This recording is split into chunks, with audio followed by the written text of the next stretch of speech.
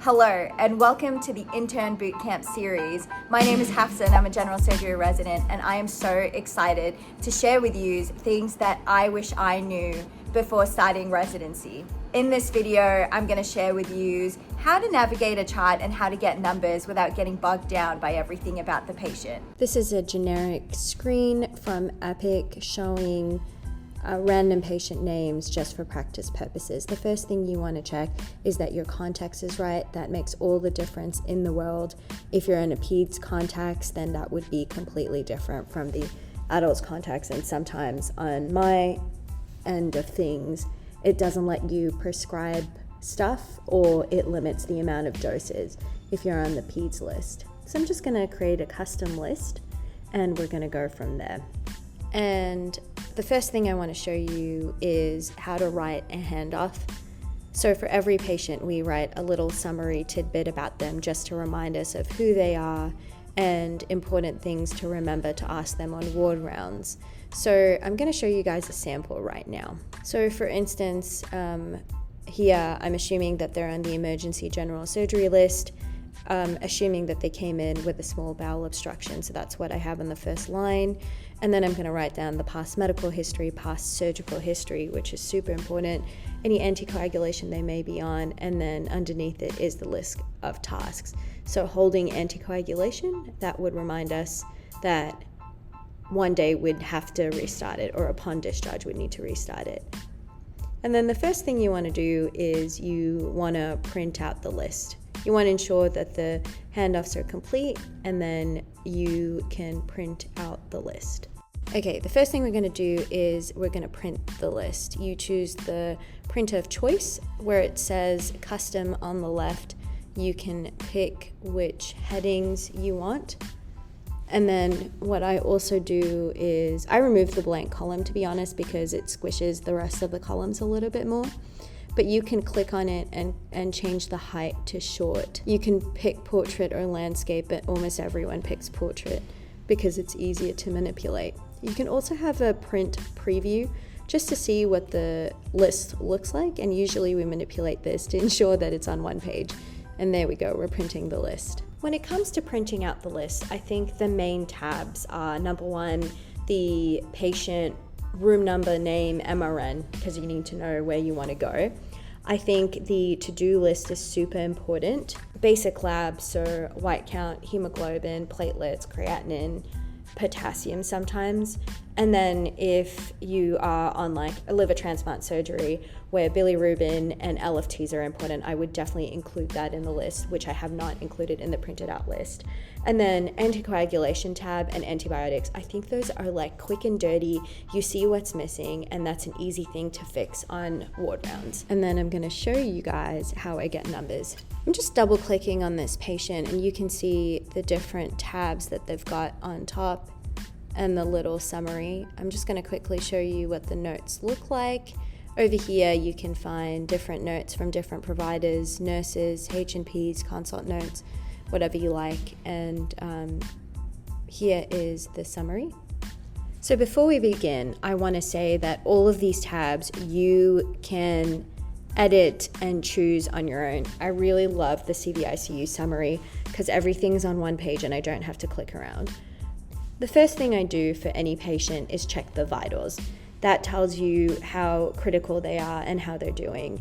You want to know the heart rate, the blood pressure, the temperature. And then you look at if they're on presses. If they're in the ICU, you want to look at all the drips that they're on. It could be presses, so things that increase their blood pressure. It could be an insulin drip. It could be whatever, but all of that would be taken into account.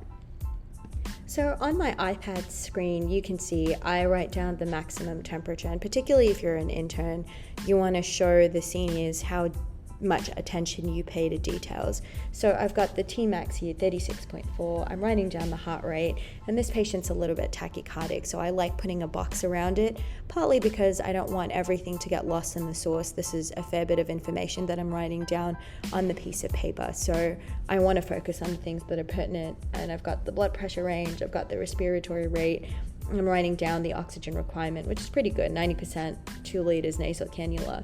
If I'm not concerned about anything in particular, the more senior you get, you can write AVSS, which stands for afebrile vital signs are stable.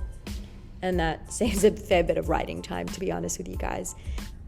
Next, we look at the labs, and a very important thing to remember is don't just look at the snapshot of the labs. It is important when someone comes into the emergency department, like an elevated white count could indicate that there's some sort of infection or there's something going on. A drop in hemoglobin could indicate that the person's bleeding, but that's the thing, you need to compare it to previous values. So as you can see on the screen above, you can either represent it as a fishbone diagram, or what you can do is have it within brackets. And now scrolling down, I'm looking at the intake and output table. It is not always accurate, but it is super helpful. So for instance, if someone just had bariatric surgery, I care about how much input they're taking in, if they're able to stay hydrated. We always also ask the patient, but it's helpful to know before going in if they've consumed anything. And then for the outputs, it's super important to know the urine output. It gives us an indication on whether the patient's dry or not. And as you can see on the screen above, they've only recorded stuff from one shift, so it's not super accurate. The other things you want to note is if someone has a small bowel obstruction, you want to know how much NG tube output is coming out, because that kind of gives us an indication if things are moving along or not. And then if someone had surgery and they've left some drains behind, it is helpful to note how much is coming out of the drain to know, and also to note the color, but that you can find out on examination of the patient. Off note, transfusions will also be recorded in the ins and outs. There's usually also a separate transfusion tab where you can get information on how much was ordered and how much was then given, but that would also be a really important thing to note down. So I'm doing this on my iPad to show you guys exactly how I write the numbers on a piece of paper. But what we usually do is we print out things single-sided so that you can fold your paper over and you get a blank piece on the other side. On the blank part, what you would do is you put a vertical line down the middle and you write down exam, and you also write down the plan. So particularly if you've got heaps of patients on a list, I would put down details of the exam so I wouldn't forget to write it down on the progress note, and then I would write down the plan. Sometimes some chiefs are like, okay, like this is what we're going to do. And with some patients, to be fair, the next step is a pretty obvious one. It was predetermined, and then you put a line in between so that you do the same thing for the next patient.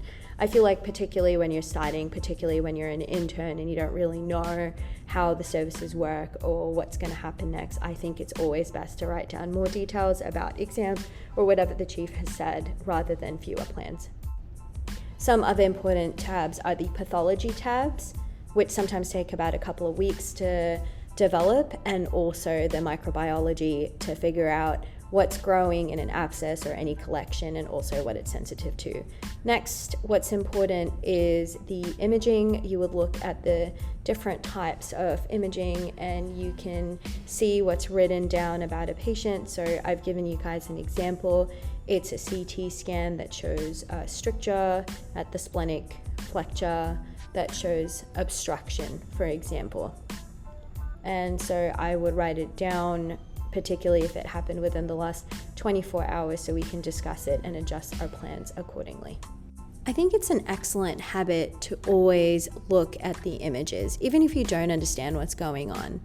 Next thing I do, which is a little bit of a cheat, is I like looking at order review because it shows me what people have ordered, and particularly if you're getting numbers on people and sometimes the night team forgets to sign things out to you, they get really busy, you can see exactly what has happened overnight. Here's just a list of all the active orders. So for example, a common thing that we get overnight is someone's hypertensive. So you can look at all the things that were ordered for them.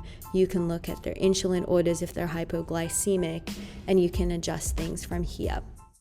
Here I'm just showing you guys if something wasn't ordered, this is how you order labs. So what I would do in the morning is I check if the labs are in process, and you can go to results review and it gives you a cheat sheet, or you can message the nurse and ask if the labs have been collected, and then if there's a problem with the orders, you can order just stat whatever orders that you may need to order in the morning.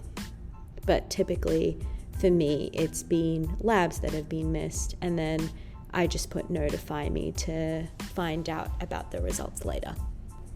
The other thing that I like doing is if someone signs out to you to follow up on a scan, or if during the day shift you've ordered a scan, you can always mark that as important. Another thing I like doing, particularly in patients that are complaining of an excess amount of pain, or someone who's leaving, or if someone received antibiotics, is go to something called the MA, and that is essentially the medication list. It tells you when the patients receive different medications. I'm also showing you guys how in the morning, instead of going to the official tab where it shows you all the details that you can see of what was discontinued, continued, the lines through show you that that medication has been discontinued, and they also give you little notes of like why the medication was not given or whether it was held. But my cheat method is going to the side on the left and just seeing what the patient got really quickly overnight, if they got oxycodone, Tylenol, and that way you can also tell like how to maximize the multimodal pain control for the patients. Or if you just, right now what I'm also showing you guys is so you can have messages with different members from the staff or the nurses, and that's a quick way in the morning to figure out if there was anything particularly riveting about these patients, or if there were any medications that were held, if they didn't get labs, whatever you may want to ask them. Alrighty guys, thank you for watching. In the next video, I'm gonna go through tips and tricks for progress notes and how to make it efficient during rounds.